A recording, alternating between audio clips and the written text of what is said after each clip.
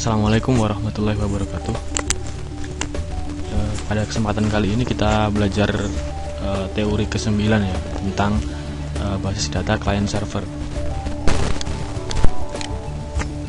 Tujuan belajar kita pada pertemuan kali ini adalah memahami konsep basis data client server, kemudian memahami arsitektur client server, dan kita bisa memahami pengaksesan query pada basis data client server dan bagaimana perangkat lunak yang ada pada client server. Aplikasi basis data terdistribusi dikembangkan dalam bentuk arsitektur client server, hingga teknologi client server ini berkembang secara cepat sebagai teknologi lanjut. Pada beberapa waktu yang lalu, sangat sulit memprediksikan status saat ini status teknologi client server yang terjadi saat ini. Sama sulitnya kita memprediksikan status teknologi client server di masa yang akan datang. Arsitektur pada client server ada dua ya. Yang pertama, two-tier arsitektur, yaitu server mengirim data dan klien mengakses data. Server memainkan peranan yang dominan pada arsitektur ini. Kemudian three-tier arsitektur, pada model ini layer dipresentasikan sebagai host, server, dan klien.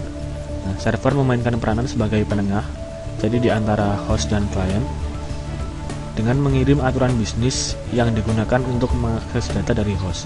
Klien berisi antarmuka GUI dan beberapa aplikasi tambahan mengenai aturan bisnis. Kemudian server bertindak sebagai conduit of passing atau pemrosesan data ya dari host ke klien, di mana kemudian diproses atau difilter dan dipresentasikan ke pemakai dalam format GUI. Pengaksesan query pada basis data client server ya. Jadi ada satu kemungkinan pembagian fungsi DBMS antara client dan server adalah memasukkan fungsi dari DBMS terpusat pada level server.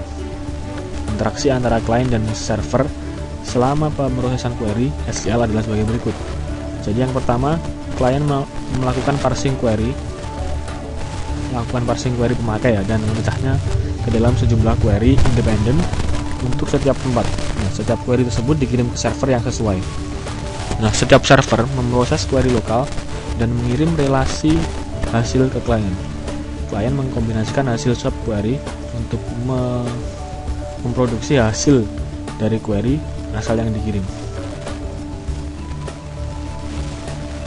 Dalam DBMS banyak digunakan model perangkat lunak yang dibagi menjadi 3 level, yaitu yang pertama perangkat lunak server ya, kemudian perangkat lunak klien, dan perangkat lunak komunikasi. Biasanya dihubungkan dengan sistem operasi terdistribusi yang menyediakan primitif komunikasi yang digunakan oleh klien untuk mengirim perintah dan data ke tempat yang berbeda sesuai kebutuhan. Hal ini bukan bagian yang terpenting dalam DBMS, tetapi menyediakan primitif komunikasi dan pelayanan itu adalah sesuatu yang esensial buat perangkat lunak komunikasi ini. Oke, kita uji pemahaman kita ya. Ada exercise di belakang. Apa yang dimaksud dengan sistem client server? Nah, sistem client server ini adalah aplikasi basis data yang terdistribusi ya, sehingga memerlukan 2 mesin atau lebih, di mana salah satu mesin bertugas sebagai server dan mesin yang lain menjadi klien. Sebutkan bagaimana tugas host, server, dan klien pada three-tier arsitektur. Nah, jadi di sini ada server ya, memainkan peranan sebagai penengah dengan mengirim aturan bisnis yang digunakan untuk mengakses data dari host. Klien berisi antarmuka GUI dan beberapa aplikasi tambahan mengenai aturan bisnis tersebut. Kemudian server bertindak sebagai conduit of passing yang memproses data dari host ke klien, di mana kemudian diproses atau difilter dan dipresentasikan ke pemakai dalam format GUI.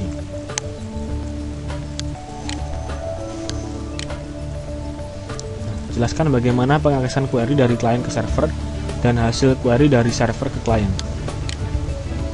Nah, jadi ada interaksi antara klien dan server ya selama pemrosesan query. Ada 3 ya.